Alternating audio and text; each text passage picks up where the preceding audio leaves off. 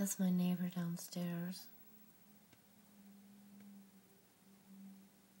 You can hear the vacuum cleaner.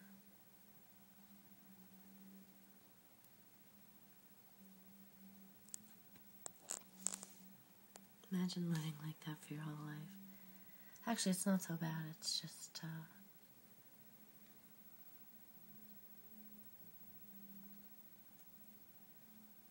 let's listen to Dr. T.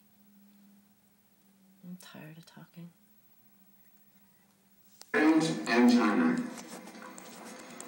What variant... Wait, what did he say? It's now called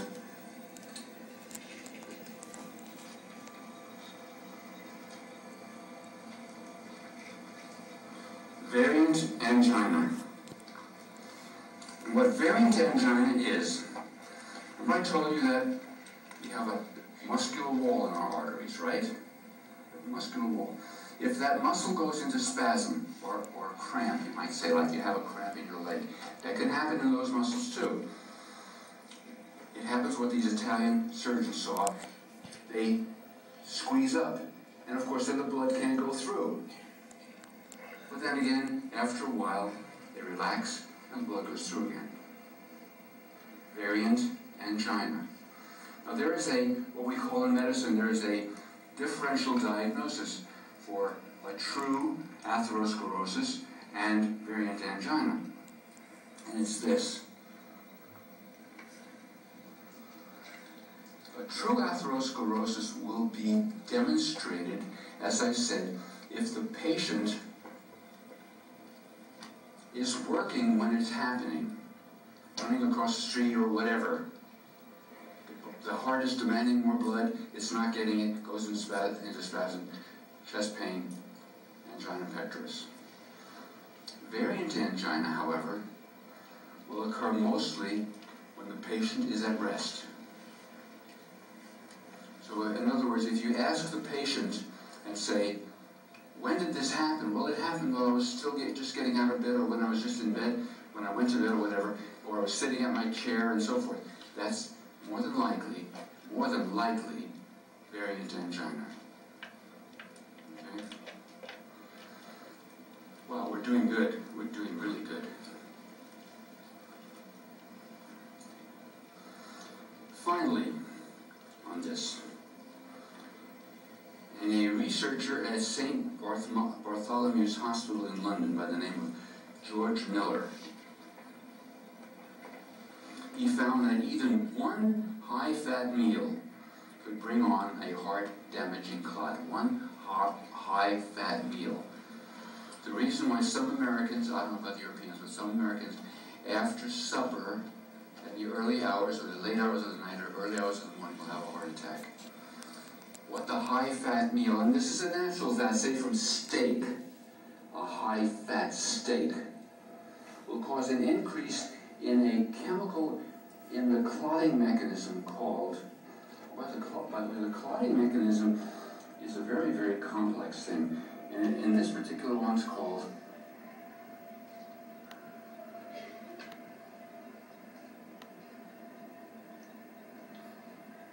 Factor 7.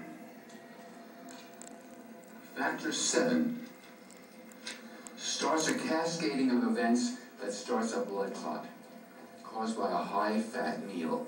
And it could be one time. It doesn't have to be accumulation or an accumulation of a long period of time. It could happen with one time. So I would encourage you to stay away from high-fat food, especially high-fat, saturated fat like you would find in a steak. Yes, you are right on the button, right on the ball.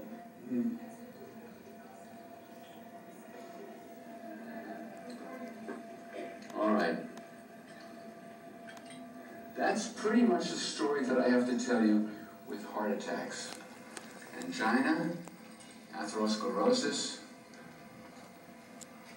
thromboxane, blood clots, platelet aggregation of blood clots. Now, we call this chapter cardiovascular disease. That means the heart and the vascular tree, the vascular system, you see, are the blood vessels. So what else can happen in the blood vessels that could kill you or cause you a real serious problem?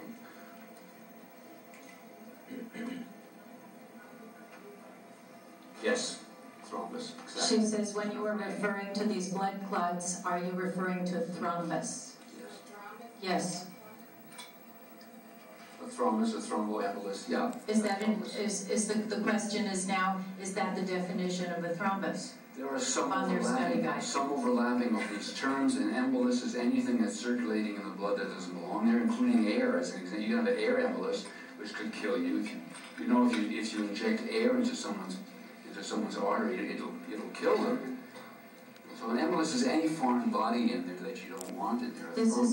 This is on your study guide. What is an embolus? So Dr. T is defining that now.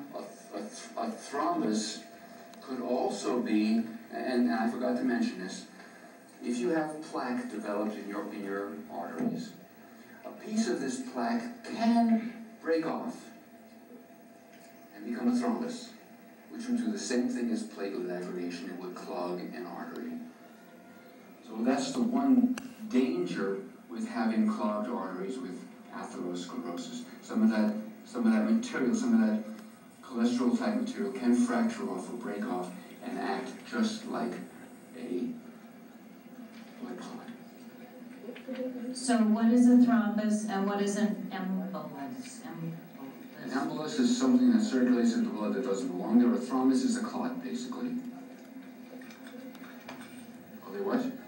Are those in red? Yeah. Yeah. I got more to cover, guys. Okay, let's do it. Next, I want to talk about another cardiovascular type of accident. No, I'm not sure. Is that the page that... That's just a standard cardiovascular system. That is what we call, or commonly know as, stroke. A stroke. I'm giving you the other one that we're going to be talking about. We're going to be talking about strokes. There are possibly of 3 different types of strokes. I'll give them to you real quick, and you can probably understand them now a lot better than if I started with that. The first one would be a clogged artery of the brain with a blood clot, platelet aggregation, fracture, whatever, so forth. If a blood vessel is blocked, then wherever that blood is not going to anymore will die. That will affect your nervous system and how you move and how you act. If it's a big enough clot and there's a big enough blockage, it could kill you. Otherwise, you're liable to end up paralyzed, half of your body or whatever. You're liable not to talk right, you're liable not to... There's a whole bunch of things that can happen in a stroke.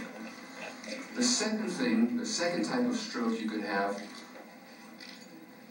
is with a burst blood vessel. So with blood vessels go into the brain, they go all around, and in the case of not having proper good nutrition or having high blood pressure over a long period of time, one of these blood vessels can burst. If it does, it forms what we call a hematoma in the brain, which is a pool of blood. And wherever that blood is pressing against, whatever tissue it's pressing against, will kill that tissue. And that will impair your nervous system, paralysis or whatever. The third type of stroke you can have is like our variant angina. It's a variant type of stroke, meaning that a blood vessel going to the brain can have a spasm, blocking the blood to that particular part of the brain, and if it relaxes soon enough, there won't be any particular damage. So now, a variant type of stroke would be where the blood vessel goes into spasm, like a variant angina. Now I know that you all think how brilliant Dr. T is, so now I'm going to tell you how stupid I am, okay? Pardon me if I get emotional. 2 years ago, March 1st, 2005, I had that type of a stroke. That's why you see me limping.